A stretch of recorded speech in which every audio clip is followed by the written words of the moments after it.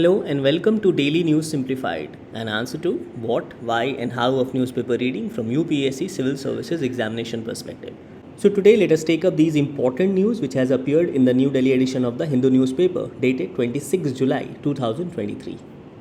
Now let's start our today's discussion with this very important news appearing on page number 6 in the editorial section. And this news mentions about the approval given by the Bioethics unit of ICMR, that is Indian Council of Medical Research, with respect to ethical conduct of controlled human infection studies in India 2023. So this news basically mentions about the clinical trials of drugs involving human beings. And here this article mentions two aspects to it. The first aspect is obviously the scientific benefits which we will have as a community when we will find out the efficacy of the drugs or certain side effect of those drugs. Now, these drugs can be used to treat certain important diseases such as cancer or any other epidemic. However, there is an ethical concern. The ethical concern is involvement of human being, because ultimately it is the human beings on which the drugs will be tested. So definitely there is an ethical dilemma of drug trials on humans and also its side effects. So yes, there is a positive outlook as to the fact that we will find out new remedy or new drug. But on the other hand, there are also chances, and in most cases the chances are quite high with respect to the adverse side effects of those clinical drug trials conducted on human beings.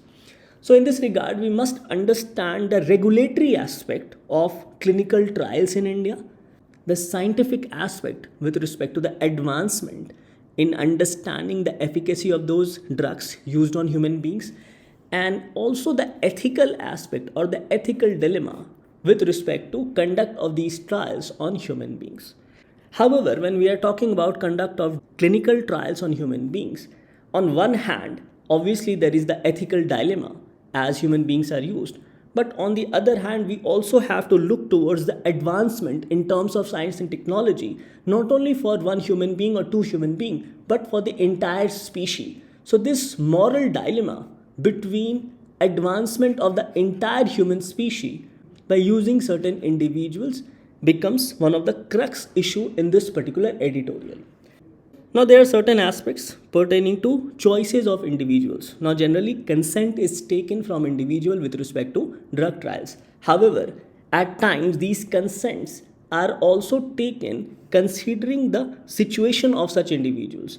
So, it is possible that these clinical trials are conducted on certain vulnerable groups who are in dire need of money or on whom it's easy to conduct such trials. So, it is based on these dilemma with respect to advancement of technology for the betterment of human civilization, and on the other hand the ethical dilemma of drug trials on conduct of human beings. This editorials has provided an insight. So this editorial highlights by saying, welcome happening, robust institutional mechanisms must be in place for human challenge studies. Now, from our examination perspective, this topic becomes very important from the perspective of GS paper 2 regarding the regulatory aspect of clinical trials in India as to what are the laws, what does the law say with respect to conduct of ethical trials, with respect to GS paper 3 regarding the scientific development which takes place in India, and also GS paper 4 considering the ethical dilemma. So let's understand first of all the regulatory aspect, as number of terms has been used in this article such as ICMR or Indian Council of Medical Research. So here we need to know the functions of ICMR, its objective and mandate, about the bioethics unit, and certain important highlights with respect to the new drug and clinical trials rules 2019. Now, this rules has been formulated under the Drugs and Cosmetics Act of 1940 based on the consultation provided by Drugs Technical Advisory Board constituted under the Act. Now, another reasons as to the formation of these rules was this particular Supreme Court judgment, namely Swasth Adhikar Manch, Indore and another versus Union of India and others. Now, in this case, the Swasth Adhikar Manch requested the government for certain additional regulations for conduct of clinical trials on humans. And accordingly, and based on these requests by Swasth Adhikar Manch, the Supreme Court asked the central government to come up with a new rules. And accordingly, the Supreme Court came up with the New Drugs and Clinical Trials Rules of 2019. So there is an elaborate mechanism provided under the Indian laws for clinical trial rules in India. Now the Clinical Trial Rules of 2019 also provides for an ethics committee which has to make an application for grant of registration to the Central Licensing Authority. Now there are two terms mentioned here. One is the Central Licensing Authority. This authority shall be informed about the approval granted by the Ethics Committee. Now, this Ethics Committee is also constituted under the New Drugs and Clinical Trials Rules of 2019. So, it highlights that this authority shall be informed about the approval granted by the Ethics Committee within a period of 15 working days of the grant of such approval. Now, there is another term mentioned here, namely Clinical Trial Registry of India. So it highlights that any clinical trial conducted in India shall be registered with the Clinical Trial Registry of India maintained by the Indian Council of Medical Research. So this Clinical Trial Registry of India is maintained by ICMR before enrolling the first subject of the trial. And it further says that clinical trial shall be conducted in accordance with the approved clinical trial protocol and other related documents and as per the requirements of good clinical practices, guidelines and provisions of these rules. So these rules provide for an elaborate mechanism not only with respect to Central Licensing Authority, which shall be informed about grant of approval by the Ethics Committee, which is also constituted under the rules, and it also provides for Clinical Trial Registry of India, where each clinical trial shall be registered with this registry and it is maintained by ICMR. So on this note, let's also learn certain basic facts about ICMR or Indian Council of Medical Research. So it says that it is the apex body in India for formulation, coordination and promotion of biomedical research. It conducts, coordinates and implements medical research for the benefit of the society. And it translates medical innovations into product or processes and introduces them in the public health system. And its overall mission is to generate, manage and disseminate new knowledge, increase focus on research on the health problems of the vulnerable, disadvantaged and marginalized sections of the population or the society, harness and encourage the use of modern biology tools in addressing health concerns of the country, encourage innovations and translation related to diagnostics, treatment, methods, vaccines for prevention, and also inculcate a culture of research in the academia, especially medical colleges and other health research institutions by strengthening infrastructure and human resource. Now, all these information can be utilized if a question is directly asked on ICMR, as such questions have been asked by UPSC in the past with respect to the regulatory bodies, and ICMR being a very important body. Hence, you should have notes at least of 200 words with respect to ICMR. Now, this whole editorial is with respect to conduct of clinical trial. So on this note, let's understand this term itself, that what is the meaning of clinical trial in terms of the regulatory aspect, that is with respect to the clinical trial rules. Now, this term clinical trial has also been defined in the 2019 clinical trial rules. So clinical trial is with respect to understanding the impact or effect of any new drug which is to be used on human beings. So it says that clinical trial in relation to new drug or investigational new drug means any systematic study. So it says that clinical trial is a systematic study of such new drug or investigational new drug in human subjects. Systematic study on human subjects or human beings to generate data for discovering or verifying its clinical, pharmacological, including pharmacodynamics and pharmacokineticism. Now, before going further, let's understand these three important terms mentioned with respect to clinical trial. So it says that pharmacology is a branch of medicine that deals with interaction of drugs with the systems and process of living animals, including human beings, in particular the mechanisms of drug action as well as the therapeutic and other uses of drug. So basically, pharmacology is a branch of medicine which deals with interaction of drugs on human beings or any living animals. Pharmacodynamics is the study of drugs' molecular, biochemical and physiologic effects or actions. So pharmacodynamics goes in detail and then studies of the drug's molecular, biochemical, and physiological effect or actions on human beings. It says that it comes from a Greek word called pharmakon, meaning drug, and dynamikos, meaning power. And the third term is pharmacokinetics. It is the study of how the body interacts with administered substances or drugs for the entire duration of the exposure. So, the clinical trial finds the impact of the new drug with respect to pharmacology, pharmacodynamics, and pharmacokinetics. And it also addresses or registers the adverse effects on human beings or any living animals. And the objective is to determine safety, efficacy, or tolerance of such new drug or investigational new drug. So, this is the purpose of clinical trial according to the clinical trial rules. Now, regarding the clinical trial, the Bioethics unit of ICMR has placed a consensus policy statement on controlled human infection studies, that is CHIS. So, on this note, let's understand about the Bioethics unit of ICMR as to its functions and also certain aspects regarding controlled human infection studies. And regarding our UPSC syllabus, let's understand the scientific aspect regarding GS paper 3. Regarding the phases of conduct of these trials, and regarding GS paper 4, the ethical dilemma or the ethical aspect which has been highlighted in this particular study. So, regarding the Bioethics unit of ICMR, it serves as an ethics advisory unit of ICMR and it functions under the Department of Health Research under Ministry of Health and Family Welfare.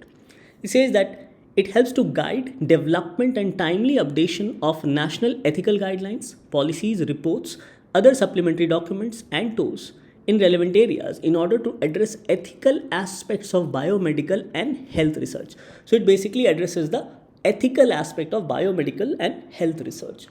Further, this unit also serves as the Secretariat for Central Ethics Committee on Human Research and also carry out ethics review of nationally important complex issues or issues pertaining to research. Refer to it from the ICMR networks. Now, another important highlight is that the CMR Bioethics Unit in Bengaluru is the first center in Southeast Asia region to be designated as WHO Collaborating Center for Bioethics. And this unit also collaborates and creates networks with national and international agencies or institutes for building or to build policy and undertake research in areas of ethics related to biomedical research. So these are some of the important highlights with respect to the Bioethics unit of Indian Council of Medical Research, that is ICMR. Now, before moving further to understand about the CHIS or Controlled Human Infectious Studies and also the ethical aspect, let's understand the phases of clinical trial. Now, generally there are 3 phases of clinical trial, but at times there can be a 4th phase or the 4th phase trial. So it says that a phase 1 trial where researchers test a drug or treatment in a small group of people for the very first time. And the purpose is to study the drug or treatment to learn about safety and identify certain side effects, if any, on such human beings. Now in the phase 2 trials, this new drug is given to a larger group of people as compared to earlier. And the idea is to determine its effectiveness and also certain side effects to further the research. Now the phase 3 trials and its effects will ultimately lead to registration of such drug, whether that drug will be allowed by these governmental authorities or whether that drug will not be allowed. And in the third phase, it is given to a much larger group of people, say between 1000 to 3000, to confirm its effectiveness and also monitor the side effects and also compare it with standard or similar treatments. And all these research helps to collect information that will allow the new drug or treatment to be used safely and also gets registered. Now, phase 4 trials is generally used after registration has been approved by either FDA or relevant regulatory authority. So, under the phase 4 trials, once the drug has been approved by the concerned regulatory authority and it is made available to the public, researchers then track its safety in the general population and seeks more information on data about the drug or treatment's benefits and also their optimal use. So from the perspective of GS paper 3 under science and technology, these phases of clinical trials becomes important from UPSC perspective and questions can also be asked in the prelims examination. Now, after understanding the phases of clinical trials, let's understand about the CHIS, which India has given its approval. That is, the Bioethics unit of ICMR has given its approval. So here let's understand about the controlled human infection studies. So this controlled human infection studies refers to a research method which involves intentionally exposing healthy human being or human volunteers to a specific pathogen or infectious agent under controlled condition. So under this controlled human infection studies, a group of individuals are voluntarily exposed to certain pathogen, and this is done under controlled conditions. Now, why this method is important? Because in contrast to natural infection, this particular method obtains data more quickly and efficiently from controlled studies, as they involve infecting selected healthy participants under stringent standard protocols, since this entire experiment is done in a controlled condition or in a controlled manner. So this method offers advantages of accurate observations, comparison, and also generalization of the data as compared to other methods. It further says that these studies aims to understand disease pathophysiology. Now this term again combines two terms, pathology and physiology. Now, pathology is the study of causes and effects of disease or injury and also provides diagnostic information to patients. And physiology is the scientific study of how living things function. So, CHIS aims to understand disease pathophysiology and immune responses, and also helps to develop vaccines, test treatment modalities, and also evaluate the safety and efficiency of potential new chemical entities. Now, this controlled human infection studies can also be said to be important, particularly for India, given the recent COVID pandemic. So, it's possible that tomorrow a new epidemic can emerge, and to tackle such a new epidemic, there is a need for such controlled human infection studies. And this will allow us to develop vaccines to control such future epidemics. And that is why there is a need for controlled human infection studies to be conducted in India, as it highlights that India carries a high burden of morbidity and mortality from infectious diseases. Now, morbidity refers to condition of suffering from a disease or medical condition. And it highlights that in India, infectious disease contributes roughly about 30% of the disease burden in the country. So it is in this backdrop there is a need for controlled human infection studies, as this method is a novel, efficient, and cost-effective alternative to existing methods of research which is conducted in the country.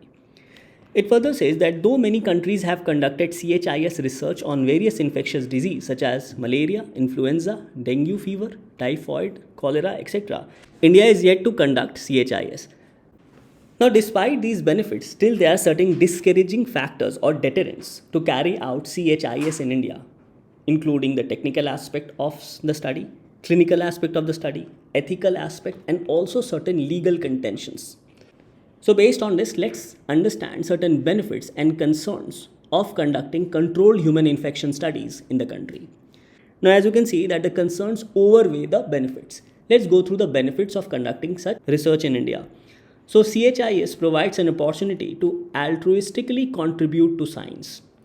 Now, altruism refers to caring about the needs and happiness of other people or promote someone else's welfare, in this case promoting the welfare of humanity, even at the cost to ourselves. So at the cost of the volunteers, the scientific community is trying to promote the welfare of the entire humanity by trying to find cure for certain diseases or pathogens. In an indirect way, we can say that such study provides indirect advantage to such people because they are given such pathogen and they become immune for a future disease. So it says that indirect advantage such as immune protection from exposure to controlled doses of pathogens, and the participants may also benefit from receiving laboratory investigations, ancillary care, counseling, or other medical care. So these are the only limited benefits which we can say for such volunteers who give their consent for the controlled human infection studies. Now coming to the concerns, as you can see that it outweigh the benefits. So the first concern highlighted is that the risks of participation of these volunteers in these studies may be high, since participants act as human model to understand the disease progression, transmission, and immune responses, and this exposes them to additional risk or discomfort. So there is an additional risk or discomfort. Now, the volunteers also suffer from various medical conditions after the research, and they show symptoms of vaccine or intervention such as mild fever, soreness at the injection site, or even fatigue. Now, additionally, there may be other unexpected harm which may include physical injury, psychological trauma, stress, stigma, expenses, or loss of income for such volunteers who agree for the research. Now, other than the physical injury, such medical research can also cause long-term mental trauma, as it says that prolonged isolation as required for certain studies may lead to psychological distress such as anxiety, loneliness, and also depression.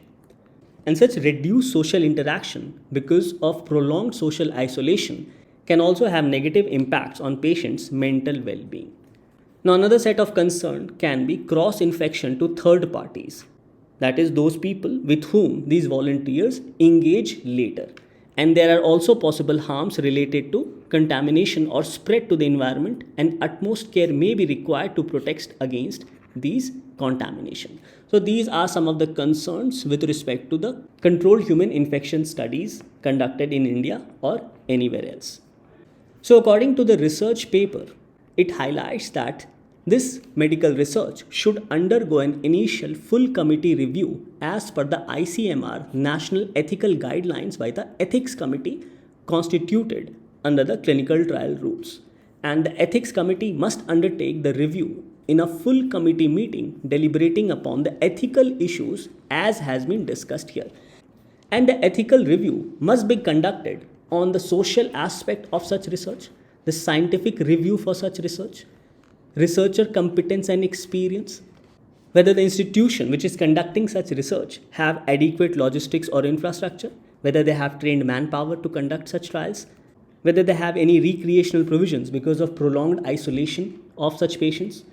And regarding the participants, it highlights that only healthy adult, preferably graduate volunteers, should come forward for such research. The volunteers should be aged between 18 to 45 years unless justified for a higher age. And children, pregnant and lactating women should not be included in the research. Now, another important aspect which has to be looked into by the ethical committee is that they have to undertake benefit and risk assessment of the trial. So it says that individual benefit and benefit to science, society, and creation of new knowledge must be weighed. And unless the benefit outweighs the concerns, such trials should not be conducted. So in this regard, the ethics committee should also look into the risk of developing unexpected symptoms due to exposure to such strain of pathogen. And other than this, certain procedural risks should also be looked into, such as risk associated with treatment of challenge infections, such as the use of antibiotics or treatment failure, risk of psychological harm, such as adverse effects of isolation on mental health, risk of social harm, such as stigmatization because the patient would have undergone such clinical trial, risk of third-party infection, and also environmental risk has to be looked into. Another important aspect which the ethics committee has to look into is the consent process, as the consent should not be based on any coercion, and the consent form should provide simple language which should be understandable by the volunteer. Other points of concerns which should be looked into by the ethical committee is regarding the aspect of privacy, and there is a need for protection of privacy and confidentiality of such volunteers. Another important concern is regarding payments for participation and reimbursement, because such volunteers will be at high risk because of exposure to pathogen. So the aspect of compensation must be provided for in adequate value.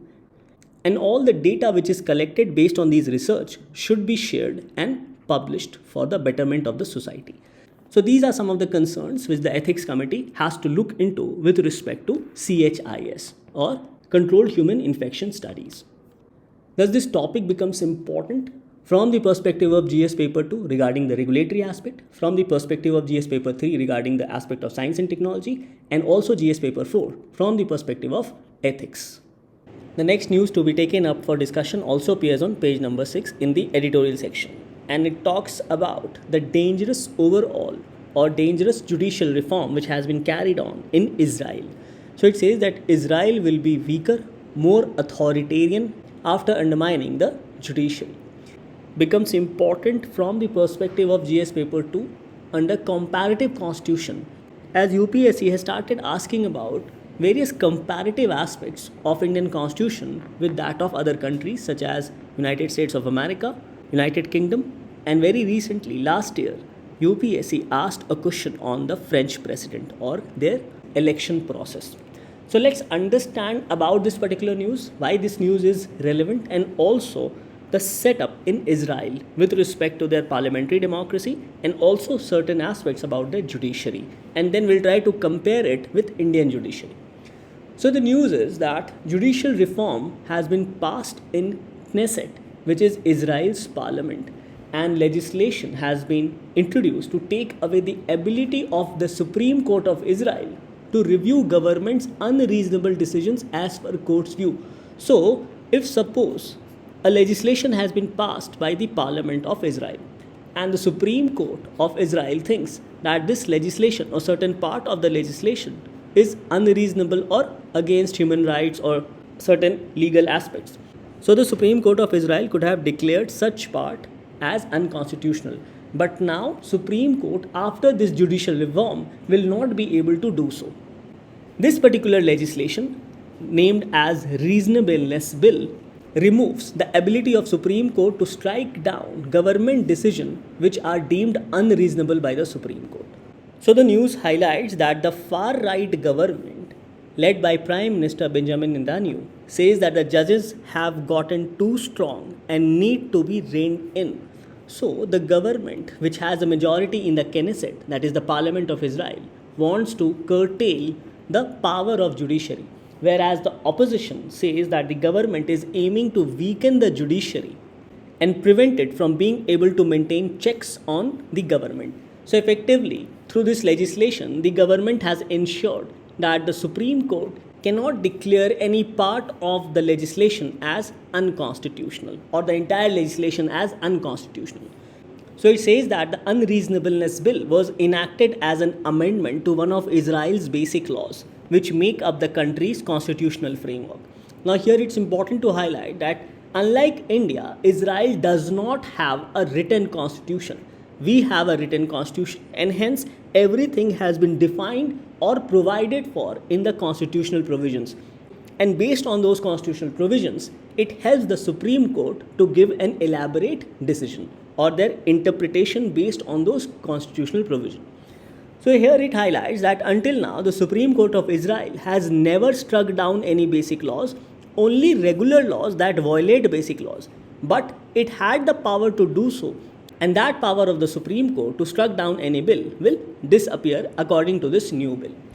So this new bill, introduced as a part of judicial reform in Israel, makes judiciary at odds with the government. And this bill has led to multiple protests by workers, professionals, other citizens, and even it is opposed by the members of military. So this is what the news is with respect to the protest which is taking place in Israel. Now based on this new bill which limits the power of the Supreme Court of Israel, there are certain concerns which has been expressed. The first concern is that this new legislation or curtailment of the power of Supreme Court of Israel makes the government of Israel unaccountable to judiciary in certain matters. And this also curtails the power of Supreme Court of Israel by the right-wing coalition which is in power presently in Israel, led by the Prime Minister Benjamin Netanyahu. Now this may also result in further subjugation of Palestinians, and it may lead to further crackdown on the minority Arabs residing in the Jewish state. Further, it may lead to dilution of democracy, as even the United States of America has expressed concerns regarding this new legislation. So concerns are being expressed that the practice of democracy in Israel may get diluted, as Israel is considered or referred as the Middle East only democracy, because rest of the other countries are monarchs. Other concern expresses that it may convert Israel into an authoritarian theocracy with few checks and balance, and this may further escalate tension in the Middle Eastern region because of the expansionist approach of Israel towards occupied land, that is Palestinian territory, namely Gaza Strip and West Bank. So all these are some of the concerns which has been expressed, and because of this, widespread protests are taking place in Israel. So this is the overall situation in Israel. Now, based on this situation, two things comes into our mind when we talk about comparative constitution. Can the Parliament of India make such a law in India? And second, is the judiciary empowered to strike down such a law? Now, when we refer back to the Kesavananda Bharati judgment with respect to the basic structure doctrine, then we know that there are certain elements of basic structure which cannot be amended, and judicial review is one of the basic structure. So even if Parliament in India makes such a law, judiciary can definitely strike down such a law which takes away the power of judicial review of the Supreme Court or High Court. Now, just like India, Israel also have a parliamentary democracy. So Israel is a parliamentary democracy and consists of legislative, executive and judicial branches. Its institutions are the presidency. As head of the state of Israel is the president, the Knesset or Israel's parliament, which is headed by the Prime Minister of Israel.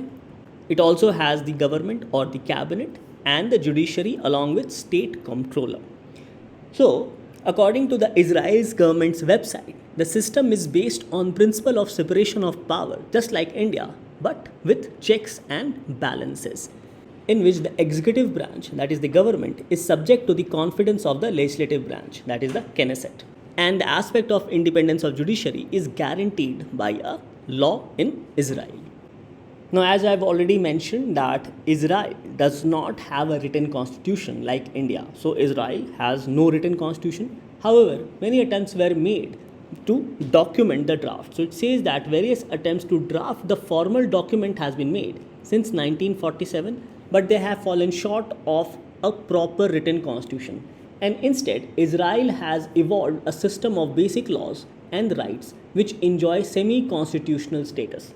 Now, it can be said that this provisional solution, that is having a semi-constitutional status for certain rights or certain laws, is inadequate for Israel's need, and there is a necessity or need for completing the historic task of writing down a constitution.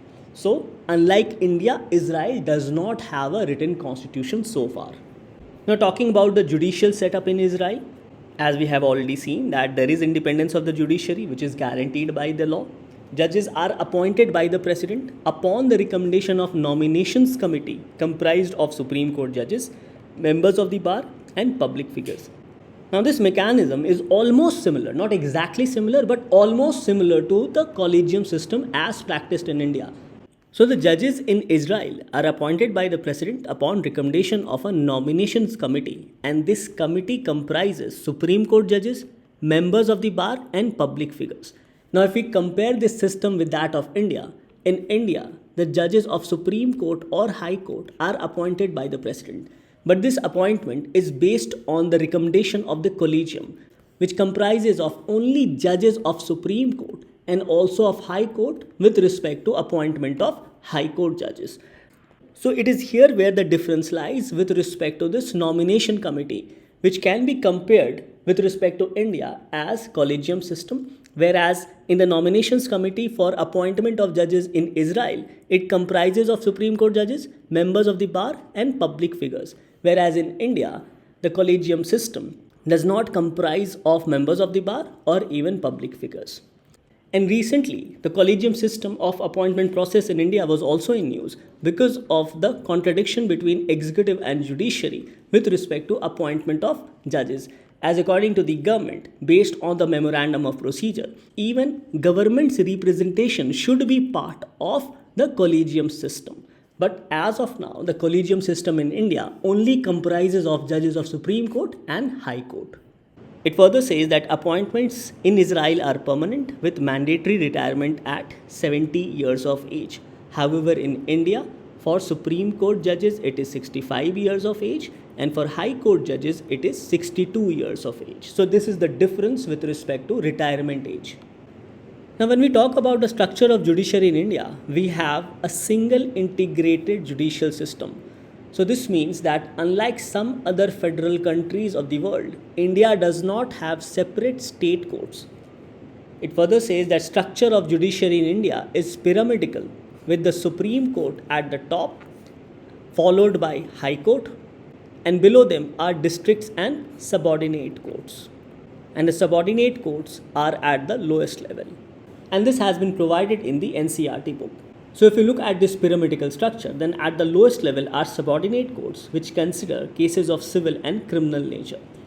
Up above this are the district courts, which deal with cases arising in the district, considers appeals on decisions given by lower courts, and also decide cases involving serious criminal offences. Now, any decisions of the district court is further appealed into high courts, and decisions of high court are further appealed into Supreme Court of India. Now, other than this integrated court structure, we also have a system of tribunals, and the provisions for tribunals has also been provided under Article 323A and Article 323B of the Indian Constitution. Now, other than this, there are also tribunals constituted under specific statutes, and any decision against tribunals are appealed or can be appealed into the High Court. So this is the integrated judicial structure in India. Whereas the court system in Israel comprises of special courts having one judge. These include for traffic or labor. Now this special court of one judge is with respect to managing traffic, labor laws, juvenile, military and municipal courts with clearly defined jurisdiction, and also it has administrative tribunals. The judicial system of Israel also comprises of religious courts having one or three judges. Now in such religious courts, it has jurisdiction with respect to personal issues such as marriage, divorce, maintenance, guardianship, adoption, etc. So jurisdiction of these personal issues are vested in judicial institutions of respective religious communities. For Jewish rabbinical courts, Muslim Sharia courts, Druze religious courts, and the ecclesiastical court for the Christian communities. Further, there are magistrates court with one judge, which takes into effect civil and minor criminal offences, jurisdiction in civil and criminal cases. Then there is district court with one or three judges. This is the appellate jurisdiction over magistrate court. So there is magistrate court.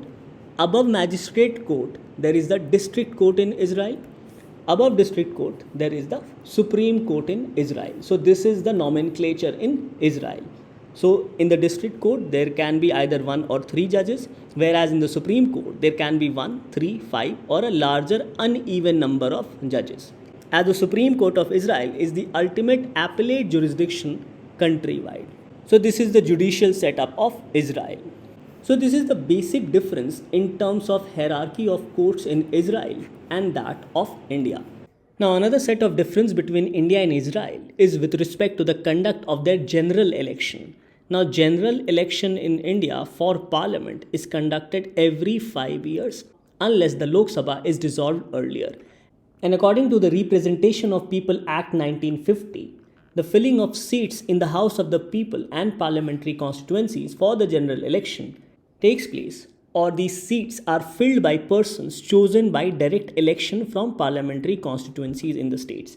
And every citizen of India who is 18 years or above are entitled to vote in such election. Now if we compare this with that of election in Israel, it says that Israel follows proportional representation system of election. So it is very different from that of Indian election. So it says that elections to the legislature of Israel, that is Knesset, takes place every 4 years, and every party declares a list of its candidates. But voters vote for the party and not for the candidates. However, in India, it is quite the opposite. As in India, citizens vote for a particular candidate. Now, these candidates are either fielded by respective political parties or they fight election as an independent candidate. So ultimately, the citizens vote for a particular candidate belonging to respective political parties. And that candidate wins in India who gets the maximum vote. So it says that in Israel, a party gets seats in legislature in proportion to the votes polled by it. So this allows even smaller parties with very small support base to get representation in the legislature.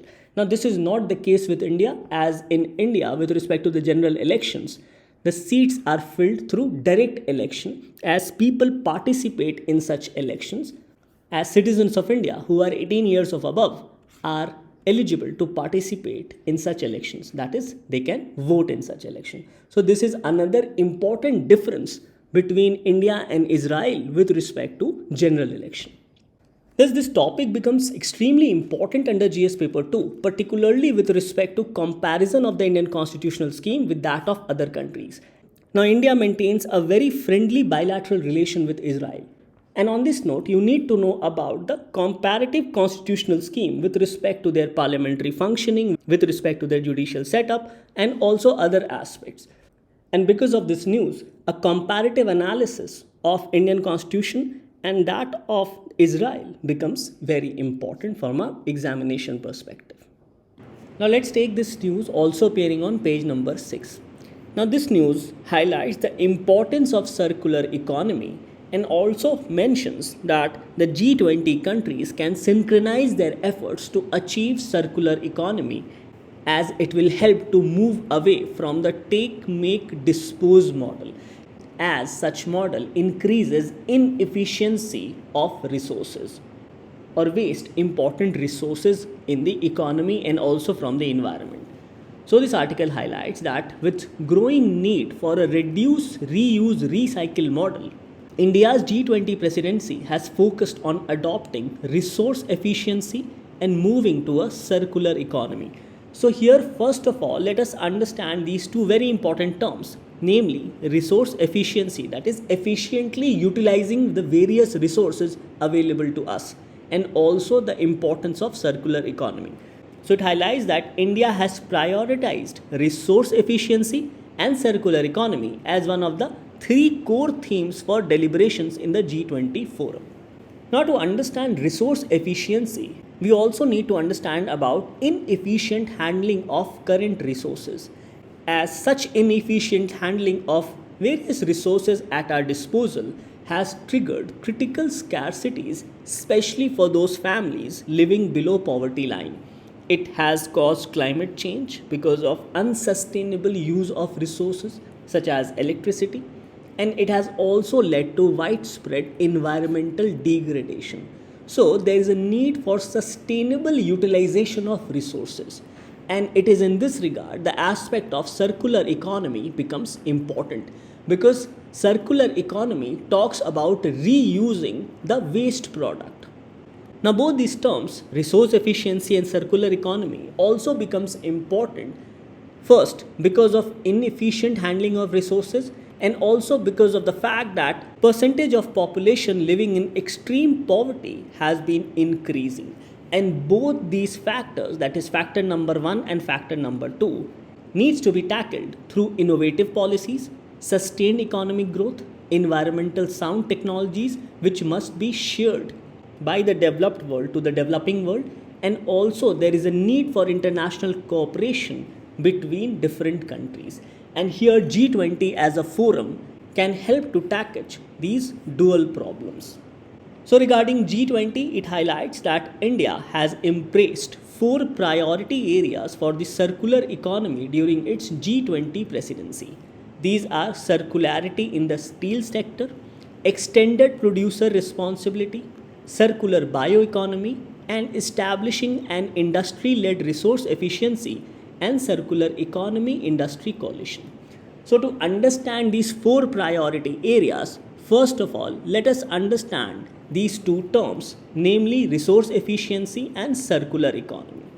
So regarding resource efficiency, it is about utilizing the resources in an efficient manner. So it says that resource efficiency is the maximizing of the supply of money, materials, staff, and other assets that can be drawn on by a person or organization in order to function effectively with minimum wasted resource expenses.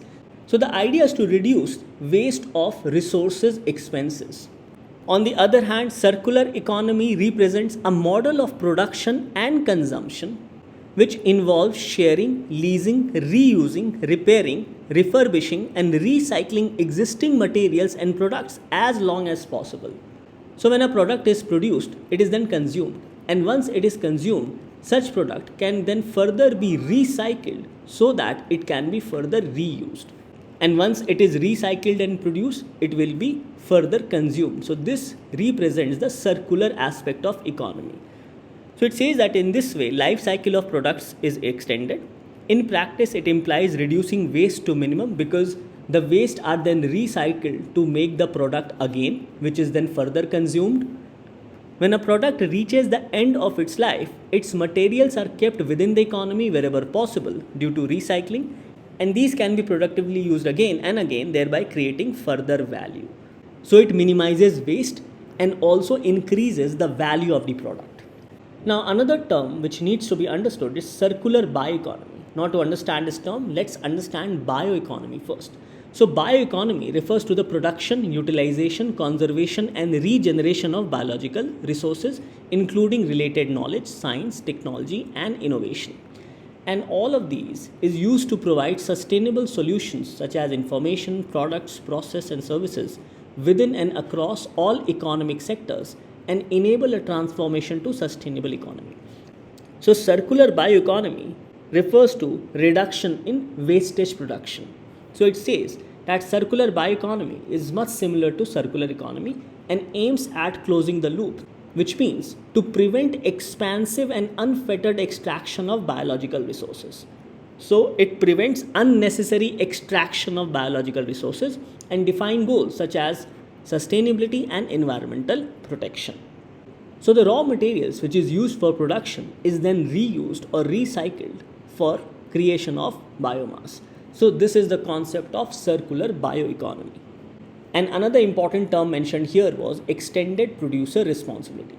Now OECD has defined EPR as an environmental policy approach in which a producer's responsibility for a product is extended to the post-consumer stage of product's life cycle. Now let's take an example. Suppose a producer produces shampoo and uses these shampoo bottles for production of shampoo.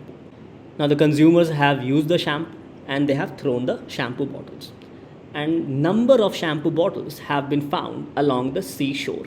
So it becomes the responsibility of the shampoo producer to collect these bottles and ensure its proper disposal, or ensure that these bottles or these plastics are recyclable.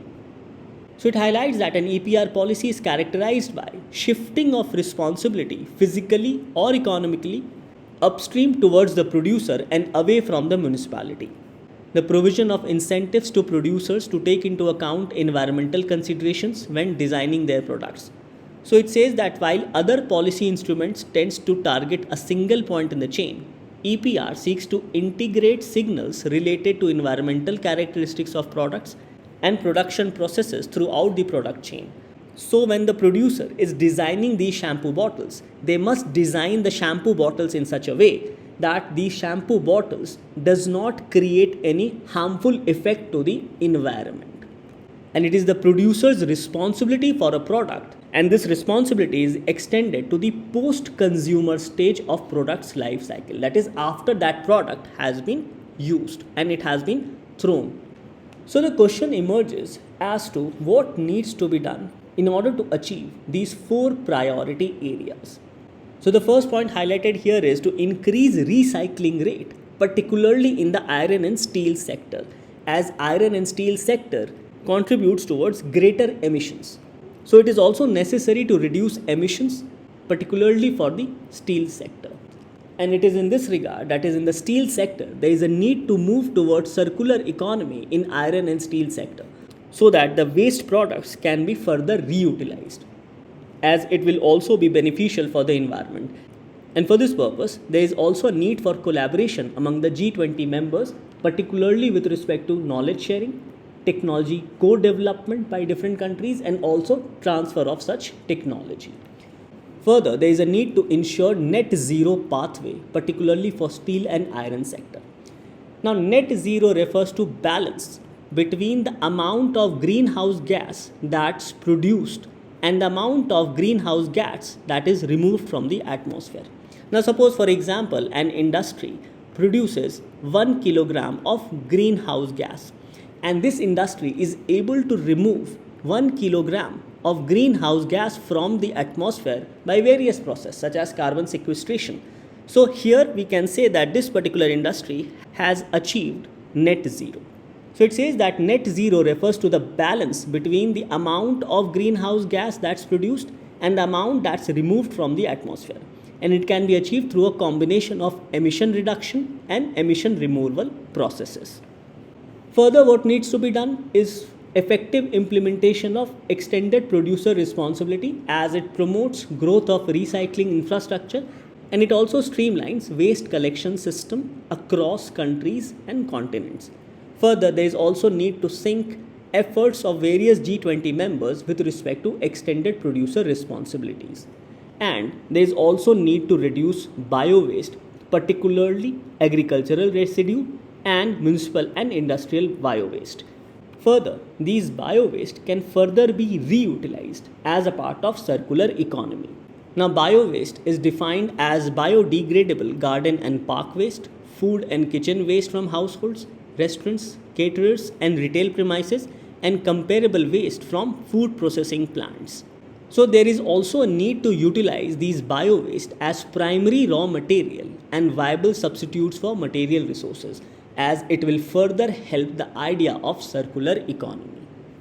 Now, regarding industry coalition, it says that as industries are crucial in advancing resource efficiency and circular economy practices, India has envisioned an industry coalition in these areas, and the coalition will also aim to achieve enhanced technological collaboration, build advanced capabilities across sectors, mobilize de-risk finance. Now, de-risking refers to phenomena of financial institutions terminating or restricting their business relationship with clients or certain category of clients.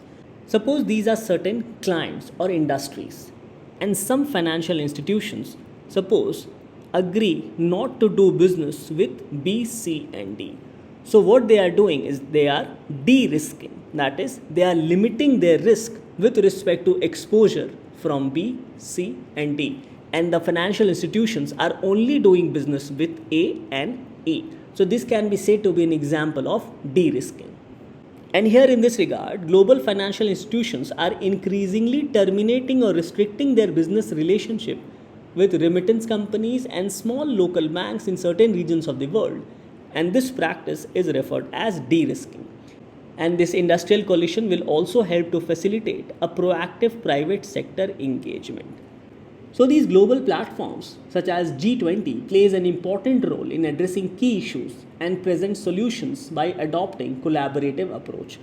And in this regard, India's G20 presidency has focused extensively on these approaches, which offer promising pathways toward a more sustainable and resilient future by adopting the idea of circular economy and resource efficiency. Now, this topic becomes important from the perspective of GS paper 3, particularly under environment. Now, let's take up our last news appearing on page number 11. And this news says that Lok Sabha passes the contentious Biological Diversity Bill amid din. The Environment Minister says that amendments were necessary to address issues in 20-year-old Act. And the Act referred here is the Biological Diversity Act of 2002.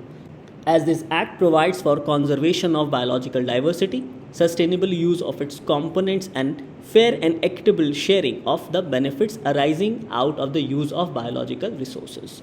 And some of the major amendments as proposed are: the amendment decriminalizes a range of offences under the Act, that is the Biological Diversity Act, and substitutes them with monetary penalties. The amendment encourages cultivation of medicinal plants. It encourages Indian system of medicine. It facilitates collaborative research and investments. It reduces the need of practitioners and companies making medicinal products for obtaining permission from National Biodiversity Authority. The amendments free practitioners of Indian systems of medicine from need to take approvals for access or share benefits. And it also ensures that tribes and vulnerable communities benefit from the proceeds of medicinal forest products. So this news further highlights that the Biological Diversity Amendment Bill of 2021 seeks to exempt registered Ayush medical practitioners from intimating biodiversity boards before accessing biological resource.